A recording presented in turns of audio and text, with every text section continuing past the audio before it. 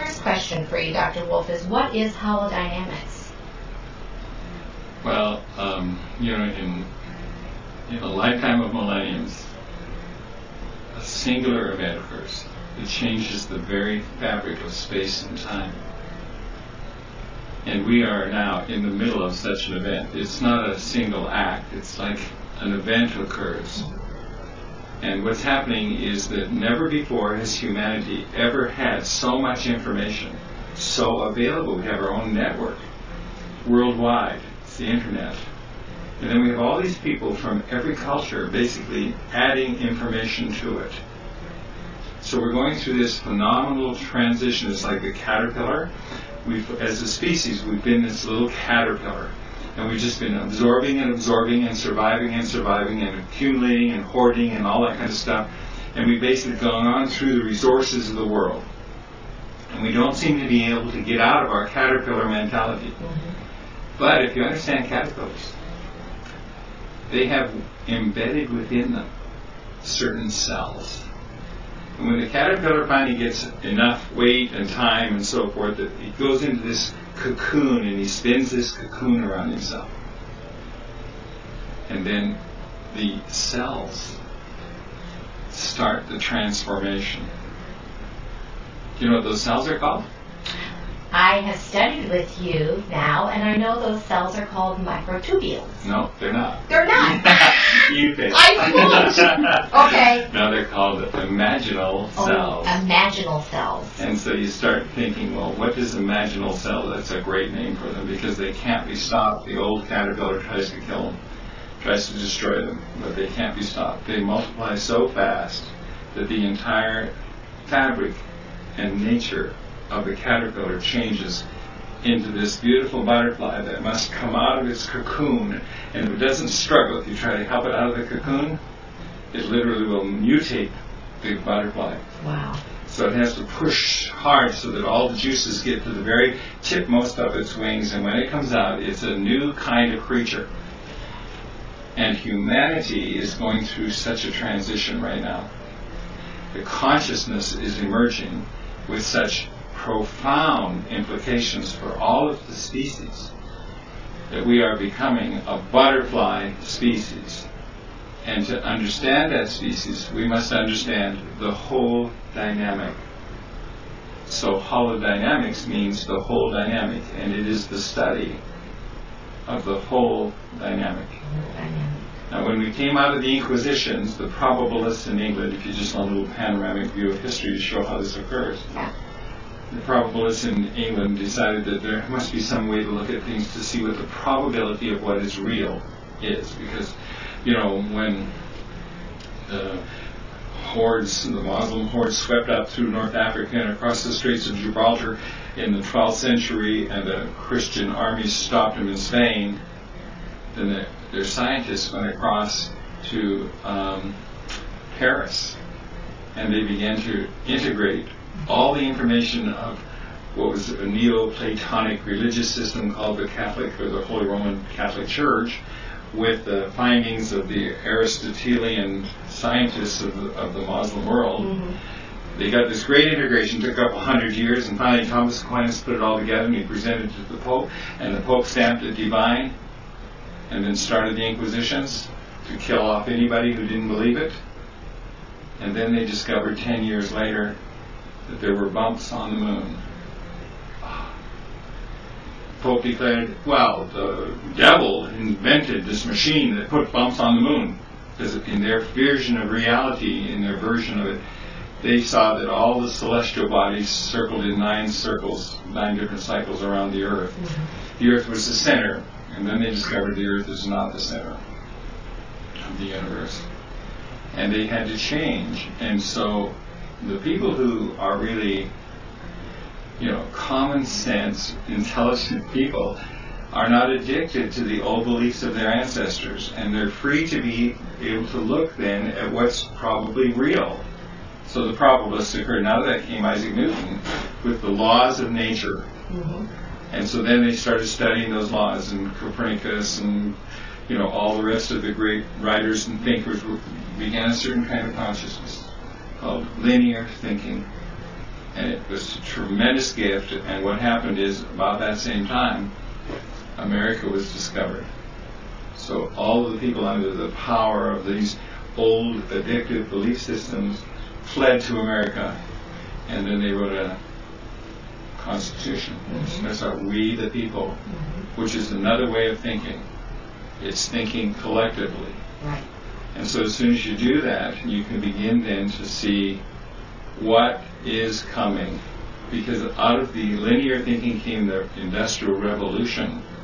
And then we changed from, basically feudal systems into just major mega systems, and then developed all the inventions that got us all the machines to do our work. We became mobile, and then we built huge cities. And now we face the greatest challenge ever faced by the human race, according to the scientists. And to solve that problem, to meet the issues we face, we have to study the whole dynamic. And that's why we have now established an academy, international, to study the whole dynamic and then to bring forth the solutions. Because like the butterfly emerging from the body of the caterpillar, human race must now become a mature species. So where do you think we are in that transformation process from caterpillar to butterfly? Well, it's already occurring. There are all kinds of people that have a butterfly mentality of consciousness. They don't have to work and consume and absorb and hoard and do all the things that are the bottom line of most businesses and corporations that have their own identities now and are trying to take over the network of human resources and natural resources on the planet. And so what's happening is everything is in transition, and the internet is helping. And so our individual consciousness, because information, we found out, organizes from micro to macro. And as soon as you get into the multiple dimensions of consciousness and the multiple dimensions of reality, all the mysteries of the old civilizations, of the past, of the ancients, all the mythologies suddenly transform. Was there a time, do you believe, that we as humans on this planet did something other than linear thought? Oh yeah. That we really used our mind beyond just linear particle thinking? Sure. We've always had three forms of information in our systems. The three forms of information are linear, and your body actually processes information linearly. Right. And your left brain is the processor for that. And then it's also wave. Now, you see, we're basically the only science we really had for the first couple of hundred years was linear classical physics. And then, about 105 years ago, along came Niels Bohr. And he said, wait a minute, linear doesn't explain the whole dimension. Or the whole dynamic. It's only part of it. It only is accurate in predicting 10 to the minus 7 and 10 to the plus 7. So we can't even understand why everything holds together. It wasn't just Niels Bohr that said that. The whole classical physics people all recognize that. And so they said, well, what could cause it? So Niels said, well, it's a harmonic. It's a wave dynamic. And thus was born quantum mechanics and then quantum physics. And I was born in the middle of the great debates about that.